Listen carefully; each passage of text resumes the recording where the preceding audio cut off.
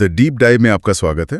आज हम एक ऐसी जगह की बात करने वाले हैं जो दशकों से हमारी कल्पना पर छाई हुई है। एक ऐसा नाम जो सुनते ही अजीब अजीब तस्वीरें दिमाग में आती हैं। हाँ, जैसे जहाज़ों के टूटे हुए मस्तूल, घूमते हुए कंपास और वो गहरा खामोश समंदर। हम बात कर रहे हैं बरमूडा त्रिकोण की। और हमारे पास जो स्रोत हैं वो भी काफी दिलचस्प हैं। कहानियां हैं, नौसेना की रिपोर्ट्स हैं, वैज्ञानिक शोध भी हैं। बिल्कुल। तो आज हम इन सबको एक साथ रखकर इस गुत्थी को सुलझाने की कोशिश करेंगे। तो चलिए इस रहस्यमयी सफर पर निकलते हैं। सबसे पहले तो ये समझना होगा कि ये बरमूडा त्रिकोण आखिर है कहाँ। ये है पश्चिमी अटलांटिक महासागर में। मियामी, बरमूडा और प्यूर्टो रिको के बीच का वो इलाका। हाँ, वही त्रिकोण, करीब 5 लाख वर्ग मील का। और इसकी पहेली सीधी सी है कि यहाँ जहाज और विमान बहुत अजीब हालात में गायब हो जाते हैं। कोई मलबा नहीं मिलता, कोई आखिरी संदेश नहीं, बस खामोशी। इस रहस्य की जड़ें तो बहुत बहुत पुरानी हैं। हमें 1492 में जाना होगा, क्रिस्टोफर कोलंबस के वक्त में। अच्छा, उनकी यात्रा में भी कुछ हुआ था? हाँ, उनकी जहाज की लॉग बुक में कुछ बहुत ही अजीब बातें लिखी हैं। एक रात उन्होंने और उनके क्रू ने आसमान से आग का एक बहुत बड़ा गोला सीधे समंदर में गिरते देखा। बाप रे। और कुछ रातों बाद उन्हें दूर क्षितिज पर एक अजीब सी नाचती हुई रोशनी दिखी। पर सबसे अजीब बात तो कंपास के साथ हुई। वो काम नहीं कर रहा था? वो पागल हो गया था, सुई चारों तरफ घूम रही थी। और देखिए, यहीं से बरमूडा त्रिकोण के मिथक का एक तरह से बीज पड़ा।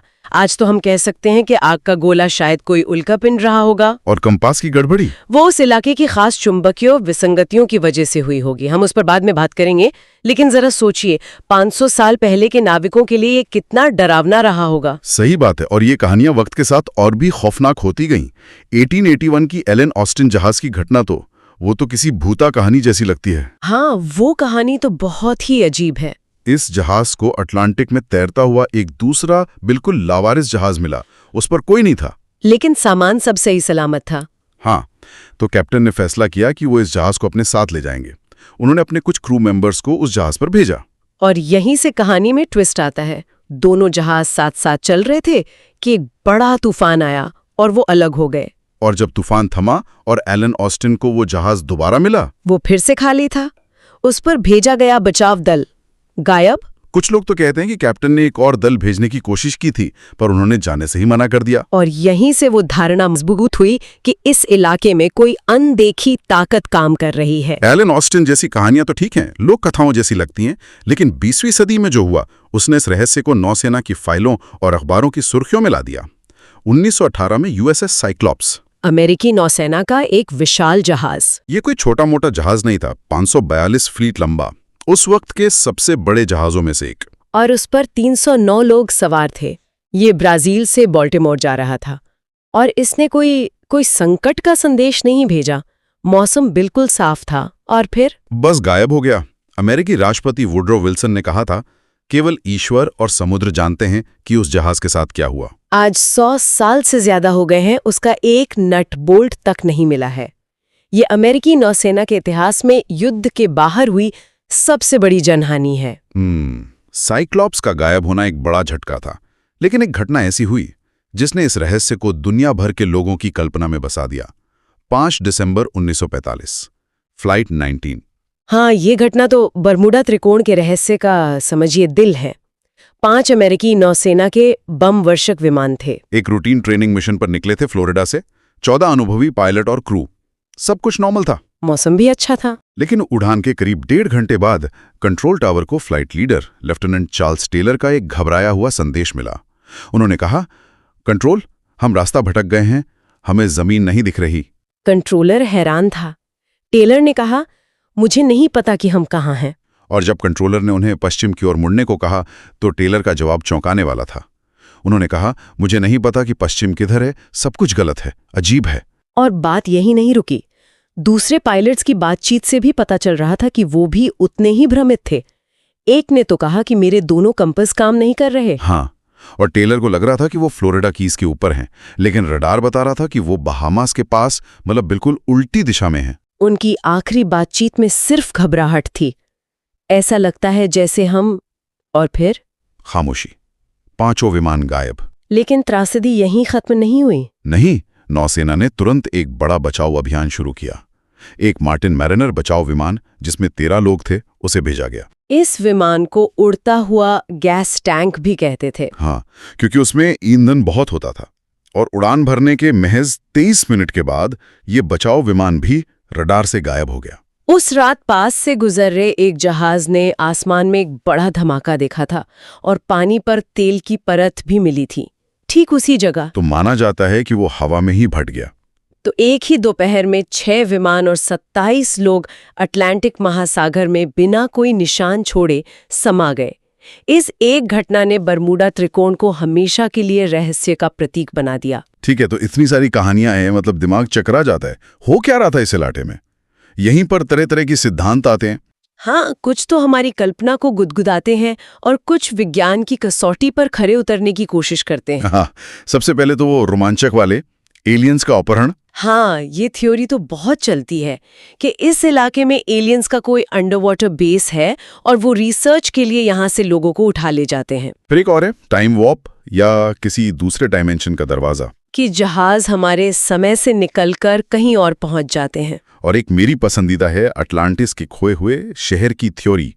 इसके मुताबिक अटलांटिस इसी इलाके में डूबा हुआ है और उसकी प्राचीन क्रिस्टल ऊर्जा आज भी काम कर रही है। और वो ऊर्जा आधुनिक जहाजों के इलेक्ट्रॉनिक सिस्टम को फेल कर देती है।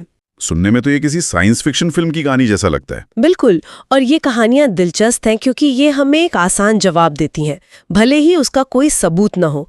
लेकिन अगर हम विज्ञान के नजरिए से देखें तो हमारे पास कुछ ऐसे तर्क हैं जो ज्यादा विश्वसनीय लगते हैं। तो मतलब कोई वैज्ञानिक कारण भी हो सकता है, कोई ऐसी प्राकृतिक चीज जो एक पूरे जहाज को सेकंडों में निगल ले। हाँ, और इसमें सबसे प्रमुख सिद्धांत है मीथेन हाइड्रेट गैस का। Methane gas? हाँ, इसे ऐसे समझिए कि समंदर की तलहटी के नीचे मीथेन गैस बर्फ के रूप में जमी हुई है। अगर किसी वजह से ये जमी हुई गैस अचानक फूटती है तो ये पानी में लाखों करोड़ों बुलबुले पैदा करती है, जिससे पानी का घनत्व या सघनता कम हो जाती है। बिल्कुल, पानी झाग जैसा बन जाता है। और अगर कोई जहाज उस वक्त ठीक उसी जगह के ऊपर हो तो वो अपनी उछाल खो देगा और ऐसे डूब जाएगा जैसे हवा में तैर रहा हो। मतलब उसे संभलने का मौका ही नहीं मिलेगा। बिल्कुल नहीं। और अगर ये गैस का बादल हवा में उठे तो ये विमान के इंजन को ऑक्सीजन की सप्लाई काटकर बंद कर सकता है। ये तो बहुत खतरनाक लगता है। अच्छा, और मलबे का क्या? मलबा क्यों नहीं मिलता? उसका जवाब गल्फ स्ट्रीम में छिपा है। गल्फ स्ट्रीम अटलांटिक में बहने वाली एक बहुत तेज और गर्म पानी की धारा है, समंदर के अंदर एक नदी की तरह। और वो इसी त्रिकोण से होकर गुजरती है। हाँ, और उसकी रफ्तार इतनी तेज है कि ये किसी भी मलबे को कुछ ही घंटों में 100-200 मील दूर बहाकर ले जा सकती है। इससे कुछ भी ढूंढना लगभग नामुमकिन हो जाता है। और हमें इस इलाके के खतरनाक मौसम को भी नहीं भूलना चाहिए। ये दुष्ट लहरें या रोग वेव्स, ये क्या होती हैं? ये सिर्फ बड़ी लहरें नहीं हैं, ये लहरों का राक्षस है। ये अचानक बिना किसी चेतावनी के 100 फीट या उससे भी ऊंची उठ सकती हैं, मतलब 10 मंजिला इमारत जितनी ऊंची। कोई भी जहाज ऐसी लहर का सामना नहीं कर सकता। नहीं कर सकता। इसके अलावा यहाँ अचानक तूफान और माइक्रोबर्स्ट भी आम है। लेकिन फ्लाइट 19 के पायलटों के कंपास क्यों खराब हुए थे? क्या उसका भी कोई वैज्ञानिक कारण है? हाँ, और ये एक बहुत ही महत्वपूर्ण बिंदु है।